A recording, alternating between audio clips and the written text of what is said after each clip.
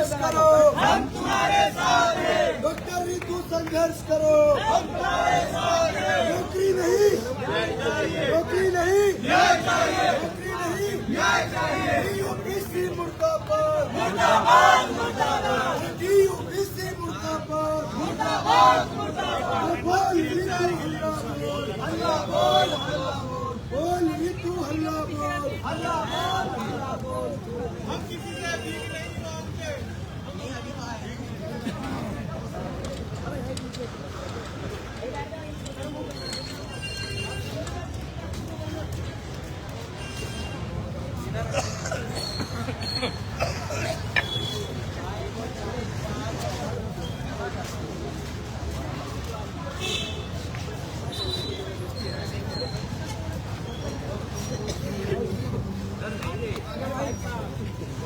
को पहली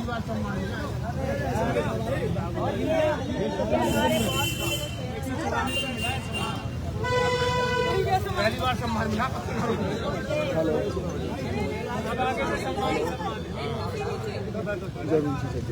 बैठ जाओ, बैठ जाओ, सब लोग बैठ जाओ। जी जी, आज की तारीख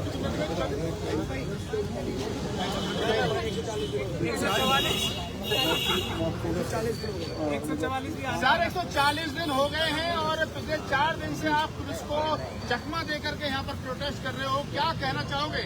मैं आपसे माफी मांगना चाहूंगा कि आप इस प्रकार की गलत हम चकमा दे के बैठे, पुलिस ये रही, पुलिस की बस ये रही, पुलिस की लाठियां और गोलियां ये रही, हम सामने बैठे आपके चकमा क्या दे रहे हैं? तो बाबा साहब के संविधान का प्रयोग करके अपना संवैधानिक हक इख्तियार कर रहे हैं। ये हमारा संवैधानिक हक है कि हम पीसफुल प्रोटेस्ट करें और वो हम कर रहे हैं। उससे हमने आपको वादा कर रखा है, जब तक डॉक्टर नीतू जो न्याय मांग रही है सबके लिए, जब तक वो नहीं मिल जाता तब तक हम यहाँ से नहीं हटेंगे। दम है जितना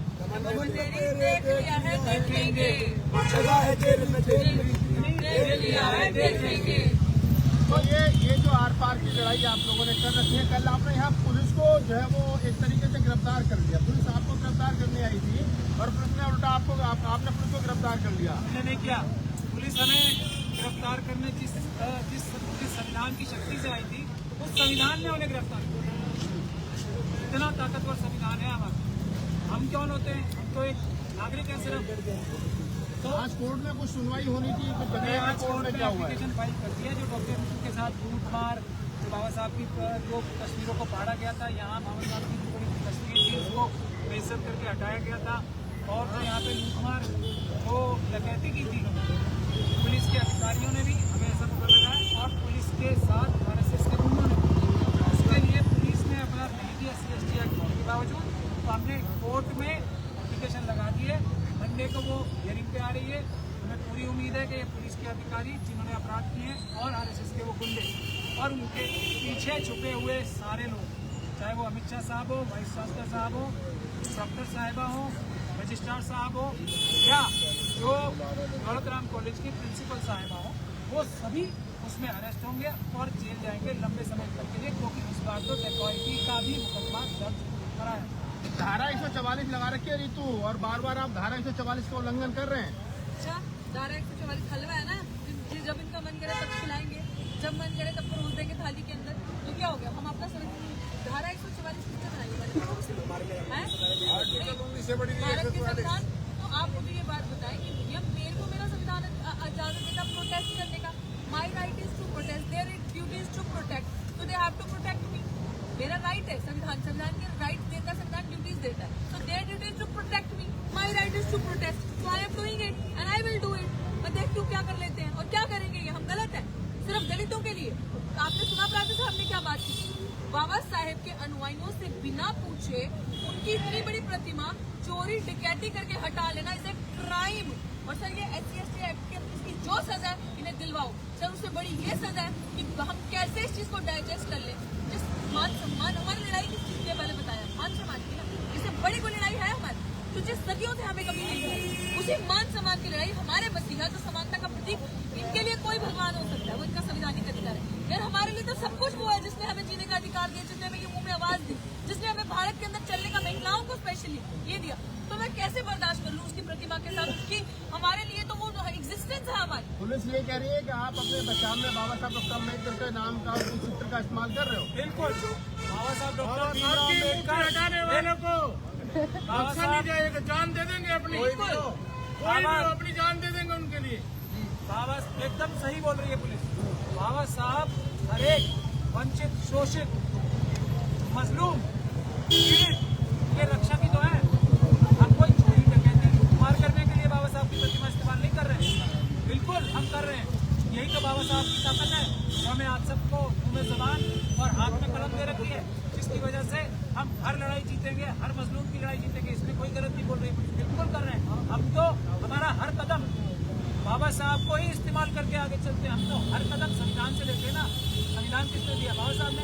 हमारा एक स्टेप भी, हमारा सोना, जागना, रहना, सहना सब बाबा साहब के संविधान का इस्तेमाल करके ही होता है ना। इसमें कौन सी गलत बात है? 100% सही बात कह रही है। अभी से एक आरोप यह लग रहा है कि धारा 144 लगा रखी है, उसके बावजूद भी रितु और महमूद प्राचा जो वो कहीं ना कहीं कानून की पेचीदगियों के सहारा लेकर के या रोज आए दिन बैठ जाते हैं। अब आप भी इनके समर्थन में आ गए। आपने अभी शुरुआत में एक बात पूछी, 144 का दलील नहीं बनी है क्या?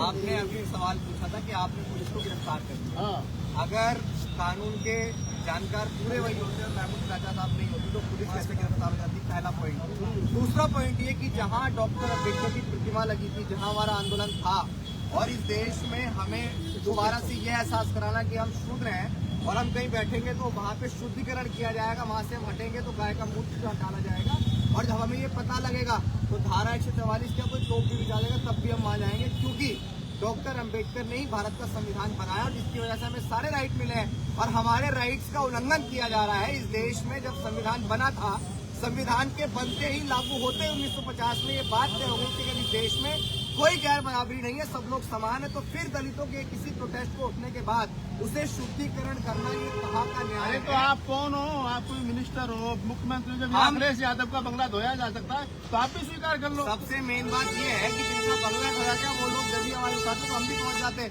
हम लोग स्वीकार करने वाली कौम नहीं है। हम लोगों ने हमेशा अन्याय अत्याचार के खिलाफ मुखरता से आवाज उठाई है और हमेशा उठाते रहेंगे। चंद लोग अगर अपना बंगला धुलवा के चुप बैठ जाएंगे तो हम चुप बैठने वालों में से नहीं है।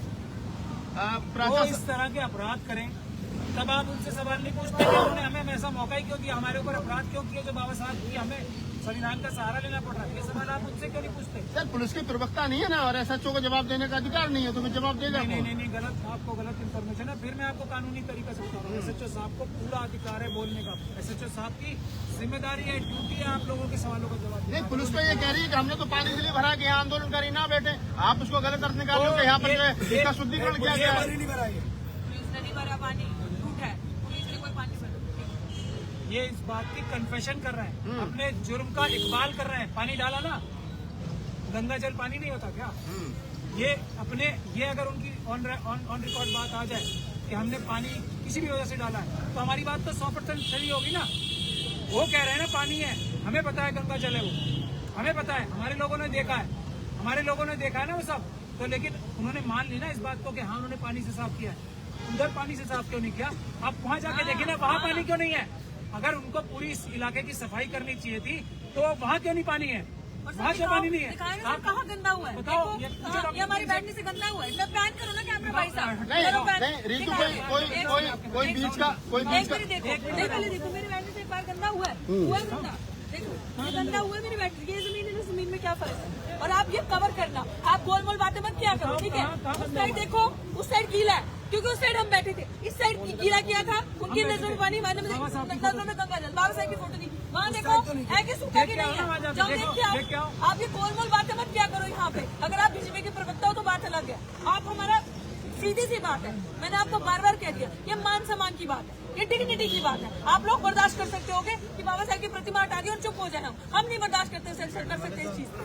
अब आप मुझे एक और बात बताओ, हम प्रोटेस्ट करने यहाँ तक आ सकते हैं अगर पानी, देखो लॉजिकली बात करनी चाहिए। बाबा साहब ने हमें सिखाया कि बगैर लॉजिक के कोई बात नहीं करो। हम अगर प्रोटेस्ट ही करना चाहें और हमें प्रोटेस्ट से रोकना है तो वहाँ क्यों गीला नहीं है, वहाँ क्यों पानी नहीं भरा इन्होंने? आप समझ में आगे बात, कितना झूठ बोलते हैं। हमारे को यहाँ और वहाँ में क्या फर्क है? बात समझ में आ रही है आपके? जैसे कोई रास्ता तो निकालना पड़ेगा, अब रास्ता नहीं कर- बार बार रोज यहाँ करके बैठ जाना। हमारा जैसे अभी हमारे भाई ने ऐलान किया, हम लोगों ने पहले भी ये बात की, लेकिन अब ये आज पक्का फैसला हो गया, ये किसी की जिम्मेदारी लगाई जा रही है कि यहाँ बाबा साहब का स्टैचू लगेगा। इतना बड़ा सुप्रीम कोर्ट में लगा है, इतना बड़ा यहाँ देगा।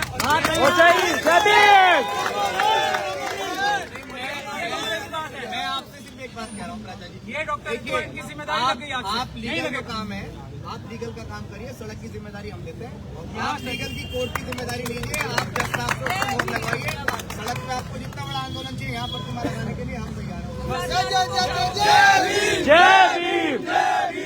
आशुतोष साहब साथ के नेता है। आप एक बात मैं कहना चाहता हूँ, ये आशुतोष जी हैं, ठीक है, ये स्टूडेंट है, ठीक है, इसमें तो कोई दो राय नहीं है। इनको अंदर जाना अभी पढ़ाई करना, इनके लिए गेट पे ताला लगा हुआ है या किसी और के लिए लगा हुआ है, ये बताइए। आशुतोष, पहला सवाल तो जो प्राचा जी ने कहा कि ये ताला लगा हुआ है गैर संवैधानिक है, नहीं होना चाहिए था, लेकिन पुलिस प्रशासन को शायद ये पता है कि आप लोग अंदर घुसेंगे, कुछ तोड़फोड़ कर सकते हैं। नहीं, देखो ऐसा 136 दिन हो गए थे इस प्रोटेस्ट को, एक भी अगर हमारी तरफ से सुई से इधर से उधर हुई हो तो यहाँ की गार्ड, यहाँ का प्रशासन जानता है चीज। दूसरी बात, पुलिस ने अभी, और हम कल भी गए, कल जो जिस दिन डिटेन किया उस दिन भी आए, हम लगातार उस दिन से आ रहे हैं, पहले दिन से लेके आज 140 दिन हो चुके हैं। एक भी दिन अगर हमने ऐसा गैर असंवैधानिक कार्य किया हो तो यहाँ की पुलिस है, गार्ड अच्छे से जानते हैं। दूसरी बात, यूनिवर्सिटी में ताला क्यों? यूनिवर्सिटी तो पढ़ने की जगह है ना, और अंदर संघ की शाखा लगती है, वो सबसे ज्यादा असंवैधानिक बातें करते हैं और संविधान की ध्वजा उड़ाते हैं। अरे तो सरकार है भाई उन लोगों की, तुम्हारा क्या है? सरकार तो संविधान के देश, अधिकार है ना, पूरा देश। हिंदू राष्ट्र की दुहाई नहीं कर सकते ना कैंपस के अंदर जाके। दूसरी बात कि 144 ये सिर्फ हमारे लिए लगी हुई है। यहाँ पर मेरे आने से पहले चलिए, आपने ताले की बात कही, लेकिन अभी मैं अगले सवाल की तरफ चल रहा हूँ, हम इस वीडियो कंप्लीट करेंगे। यहाँ पर कहा गया कि अभी प्राचा साहब की तरफ से, अभी से जाटव की तरफ से, कि एक बड़ा स्टेचू जहाँ पर आप बैठे हैं, जब बाबा साहब का बड़ा जिस तरीके से फ्रेम लगाया था, तो यहाँ पर सुप्रीम कोर्ट के बराबर मूर्ति लगेगी, तो कैसे फिर उसके लिए तो फिर संघर्ष करना पड़ेगा आपको। करेंगे। देखो, मूर्ति तुरंत से एलसीडी से हटाएंगे बाबा साहब अम्बेडकर की। दूसरी बात, हमने पहले दिन से ये ऐलान किया था कि हम यहाँ मूर्ति लगवाएंगे। 3 डिमांड हमारी सबसे अहम थी, पहले डॉक्टर हितू को जस्टिस, तीसरा जितने भी डिस्प्लेसमेंट हो रहे हैं एनएफएस के थ्रू उसको वापस ले जाए, चौथा यहाँ पे बाबा साहब अम्बेडकर की मूर्ति लगी। और हम और अभी 3 डिमांड हमारी चल रही है और हम यहाँ बाबा साहब की मूर्ति लगा के रहेंगे। हम इस सीधी बात जैसा भी अभिषेक भाई ने बोली कि प्राचा साहब आप देखिए कोर्ट में, और हम जमीनी आंदोलन करेंगे। हम यहाँ से अंदर से स्टूडेंट निकाल के दिखाएंगे और इस जगह जहाँ बैठे हैं उसी जगह मूर्ति लगवाएंगे। ये हमारा ऐलान है। आज हमें तमाम 1-2 लोग संघ के भी खड़े होंगे, देख लो, सुन लो कि हम यह मूर्ति लगवाएंगे और बाबा साहब अम्बेडकर की हमारी अपनी सम्मान की लड़ाई है और हम लगा के रहेंगे। शाखा यहाँ रोज लग रही है पिछले 4-5 साल से। इस पुलिस को वहाँ कुछ इफेक्ट नहीं पड़ रहा। कम से कम 50 से 100 लोगों के बीच में शाखा लगाते हैं। ये पुलिस क्यों नहीं पूछती अंदर जाके, और ये गार्ड संघी दलाल लोग क्यों नहीं पूछते वहाँ? दलितों के लिए सिर्फ धारा क्या ये हमारे लिए 144 है? और बाबा साहब का अपमान सहेंगे बाबा साहब, ये जो शुद्धिकरण हुआ सहेंगे, ये चीज लेंगे इस चीज का, बिल्कुल हमारी है, बिल्कुल ये जगह इनकी है कि हमारी है। तो सवाल ये है कि रोज शाम को इस प्रकार से आकर के यहाँ पुलिस वालों को परेशान करना, कोर्ट में आकर के शोर शराबा करना, यही रास्ता है या फिर कुछ और? पुलिस वालों की नौकरी है ना, जो सैलरी जो है वो हमारे उससे जाती है ना, जो हमारा टैक्स पे इनकम पैसा है ना उससे जाती है। वो अपनी ड्यूटी ना करें और हमारा जो अधिकार है वो हम चेंज ना करें। बैठे थे ना, हम प्रोटेस्ट कर रहे थे ना ठीक ठाक तरीके से, क्यों उठाया, क्यों रातों रात डकैती करी? कौन कहता है कि दलित बच्चे आधी रात को सो रहे हैं, सुबह आके उनके ऊपर डकैती करो, कॉलर पकड़ के उनको खींचो? आपने हमारे बच्चों को मारा, आपने हमारे बच्चों को एक किस्म से अपहरण किया, उठा के ले गए हमारी बिलोंगिंग्स, पर्सनल चीजें, डॉक्यूमेंट्स। कैसे एक प्रोटेस्ट, आप मुझे बताएं। सबसे बड़ी चीज आज ये है, आप सारी चीजें लेंगे, लेकिन जहाँ पे ये फोटो की लड़ाई नहीं है, ये मूर्ति की लड़ाई नहीं है, ये मैं बार बार बोल रही हूँ, डिग्निटी की लड़ाई है। जो आप बोल रहे हो रोज शाम को ऐसा कि तंग करना, भाई आपको नींद कैसे आ जाएगी? मुझे तो नहीं आती। जब इतनी बड़ी प्रतिमा जहाँ पे जो भी लोग आते थे, देखते थे, सम्मान करते थे, समझते थे, लोग सोशल जस्टिस की परिभाषा को समझते थे, अम्बेडकर का यूनिवर्सिटी में होना उसका महत्व समझ रहे थे लोग, और वो एक क्रांति जब जा रही थी, उस क्रांति को इन्होंने हमारी उसमें भंग डाली, उसको यहाँ से हटाया गया। और क्या हम प्रोटेस्ट ना करें? और आपकी बात मैं बड़ी कर दूँ, आपने कहा ना शाम को, कल दिन में आऊंगी 12 बजे यहाँ पे, और 12 बजे सारे पत्रकार बंधुओं को, जितने भी साथी सुन रहे हैं, 12 बजे और परसों भी आएंगे और मंडे से यहीं पर रहेंगे। आप देख लेना जो इनके अंदर दम है तो उठा के